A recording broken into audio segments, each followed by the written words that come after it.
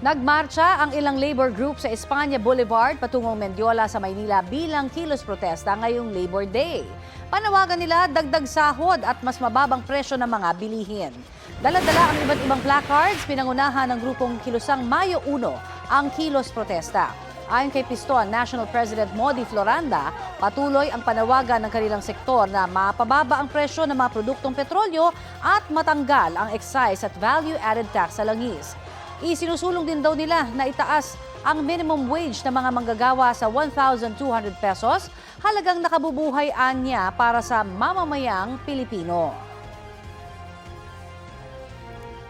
Nakaalerto naman ang pulisya sa ilang lugar sa Maynila sa gitna ng mga kilos protesta ngayong araw ng paggawa. May ulat on the spot si Oscar Oida.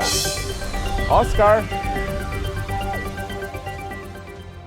Yes, Rafi, pasado alas 8 ng umaga nang inspeksyonin ni NCRPO Chief Police Major General Anthony Aberin ang perimeter ng Mendiola. Ito'y para matiyak na nasa ayos at sapat ang kanilang ginagawang pagbabantay sa lugar. At base sa naging obserbasyon niya ay satisfied naman ang hepe ng NCRPO.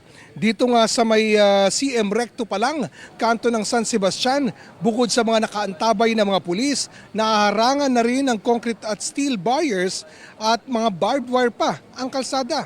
Bukod pa dyan ang mga container van na nakaharang na rin sa naturang daan.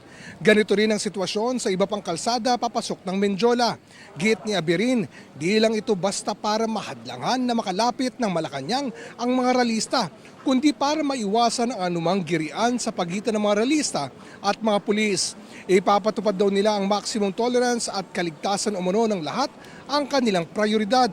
Pasado alas 10 ng umaga, pero di pa rin na nakakalapit sa hanay ng pulis ang mga ralista. May impormasyon na ang NCRPO na lumihis daw ang mga ito at nagsadya na lamang sa may US Embassy. May nakaantabay na raw silang mga pulis sa naturang lugar. Rafi? Maraming salamat, Oscar Oida.